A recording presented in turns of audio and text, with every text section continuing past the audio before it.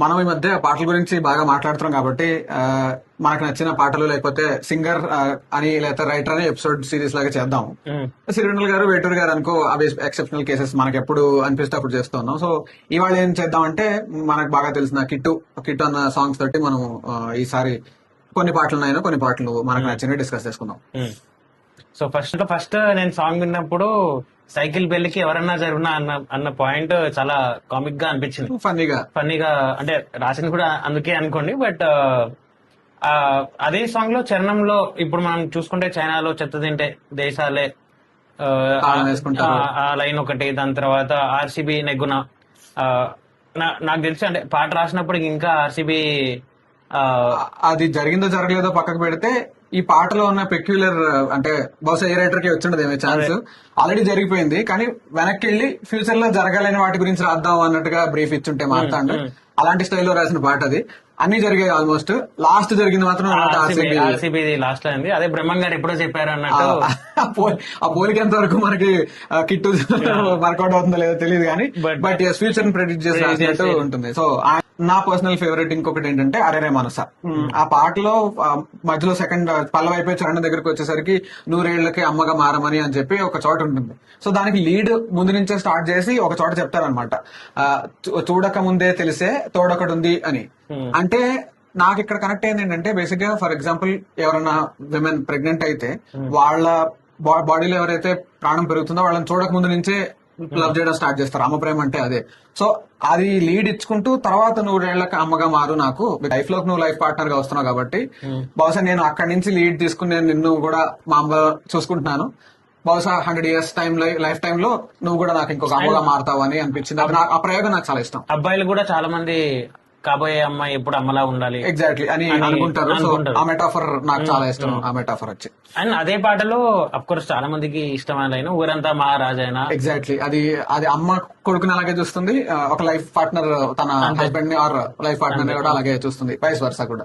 So అందుకని నాకు ఇది పర్సనల్ ఫేవరెట్ సాంగ్. ఇంకా ఈసారి నువ్వు చెప్పు, ఎందుకంటే నేను ఒకటి చెప్పా కదా, నువ్వు ఒకటి చెప్పు, తర్వాత నేను చెప్తాను. Next song middle class melodies లో గుంటూరు సాంగ్ ఉంది, గుంటూరుని వర్ణిస్తూ చెప్పే సాంగ్. సో ఆ సాంగ్ యాక్చువల్లీ నన్ను అడిగితే కిట్ అన్న గుంటూరుకి ఒక యాంథమ్ సాంగ్ రాశాడు. అంటే ఇది గుంటూరు ఎందుకంటే ఇప్పుడు నువ్వు నార్మల్ గా గుంటూరు గురించి తెలియకపోయినా కూడా ఆ పాట విని చూస్తే అది ఒక ఐటనరీ లాగా ఉంటది. బిర్యానీ ఎక్కడ బాగుంటది, సబ్జా జ్యూస్ ఎక్కడ బాగుంటది, చిన్న ఇడ్లీలు ఎక్కడ ఉంటాయి, నేతి ఇడ్లీలు, సో ఈ లిస్ట్ అంతా మాల్పువా. ఎగ్జాక్ట్లీ. సో అదొక ఐటనరీ సాంగ్. ప్లస్ ఆ సాంగ్ అయిన ప్రతిసారి ఆకలిస్తుంది అదేంటో. సో అంత ఫుడ్ గురించి, అంత గుంటూరు గురించి చెప్పిన విధానము అండ్ రాసింది కూడా చాలా బాగుంటది. ఈసారి గుంటూరు వెళ్ళినప్పుడు ఈ పాటని ఐడెంటిగా పెట్టుకుని మనం ట్రై చేద్దాం. గుంటూరు వెళ్ళినప్పుడు నాకు బాగా ఇష్టమైంది ఇంకోటి ఏంటంటే 35. అందులో నీలిమేఘంలో పాట ఎంత ఫేమస్, దాంతో పాటు ఇది చిన్న కథ కాదు అని టైటిల్ తోటి రాసిన ఇంకొక పాట ఉంటుంది. అందులో ఏంటంటే బేసిక్ గా ఆ మ్యాథ్స్ టీచర్ క్యారెక్టర్ ఏదైతే ఉంటుందో, బేసిక్ గా ఫ్రెండ్షిప్స్ ఎలా ఉండాలంటే బాగా చదువుకుని మార్కులు సంపాదిస్తేనే ఫ్రెండ్స్ ఉండాలి, లేకపోతే అతను సరిగ్గా చదవకపోతే లేకపోతే అమ్మాయి సరిగ్గా చదివితే వాళ్ళతో ఫ్రెండ్షిప్ చేయకూడదు అన్నట్టుగా ఆయన క్యారెక్టరైజేషన్ ఉంటుంది. దాన్ని బీట్ చేస్తూ మిగతా ఆ అబ్బాయి క్యారెక్టర్, వాళ్ళ అమ్మాయి క్యారెక్టర్, సినిమా అంతా అదే అనమాట. అంటే వాళ్ళకి ప్రూవ్ చేయాలి, వాళ్ళ సొంతంగా కూడా ప్రూవ్ చేసుకోవాలి. ఎందుకంటే తల్లి 10th పాస్ అవుతుంది, కొడుకు కూడా క్లాస్ పాస్ అవ్వాలి. సో మనకి మనం ప్రూవ్ చేసుకోవాలి అన్నప్పుడు ఈ ప్రాసెస్ లో నీకు ఒక తోడు ఉండాలి. లైఫ్ చిన్నప్పటి నుంచే మొదలవుతుంది అని చెప్పడానికి ఆ పాట చరణాలన్నీ కరెక్ట్ గా, నీకు ఏంటంటే చిన్నప్పటి నుంచి గొడవలు అయినా సరే నీకు క్లాస్ లో దొరికే ఫ్రెండ్స్ రియల్ ఫ్రెండ్స్. నీలి మేఘంలో అంత పెద్ద హిట్ అయిపోవడం వల్ల దీనికి రావాల్సిన లైమ్ లైట్ రాలేదేమో నాకు అనిపించింది. బహుశా ఇది ఈ ఎపిసోడ్ చూస్తే ఎవరికైనా రీచ్ అయితే వాళ్ళ పాట మళ్ళీ వింటారని నాకు అనిపిస్తుంది. సో అది నా ఫేవరెట్ సాంగ్. స్కూల్లో జరిగే ఇప్పుడు ఈ మ్యాథ్స్ టీచర్ స్టూడెంట్స్ ని విడగొట్టడం అనేది చాలా రియలిస్టిక్ ఎగ్జాంపుల్ స్కూల్లో. ఒకసారి మళ్ళీ వింటే చాలా మందికి వాళ్ళ స్కూల్ కూడా గుర్తొచ్చే సాంగ్. ఫైనల్ గా మనకి ఒకవేళ ఇది లాస్ట్ సాంగ్ అనుకుంటే అంటే చాలా సాంగ్స్ ఉన్నాయి, మనం ఈ ఎపిసోడ్ లో కొన్ని సాంగ్స్ గురించి మాట్లాడుతున్నాం కాబట్టి నీకు బాగా ఇష్టమైన సాంగ్ ఇంకేమైనా ఉంటే?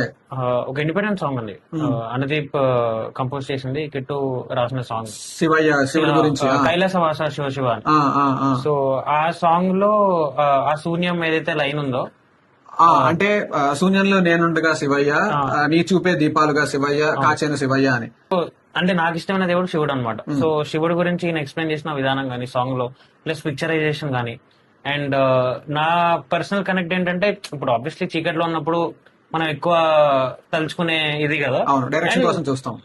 నాకున్న శివుడు ప్లేలిస్ట్ లో ఇది ఒక ఇంపార్టెంట్ సాంగ్ అన్నమాట. కిట్టు రాసింది, అండ్ కిట్టు రాసింది is like one of my favourite lyricist కాబట్టి, సో ఈ పాట దాంట్లో ఇంకా అడ్వాంటేజ్. నాకు కూడా నచ్చింది ఈ పాట.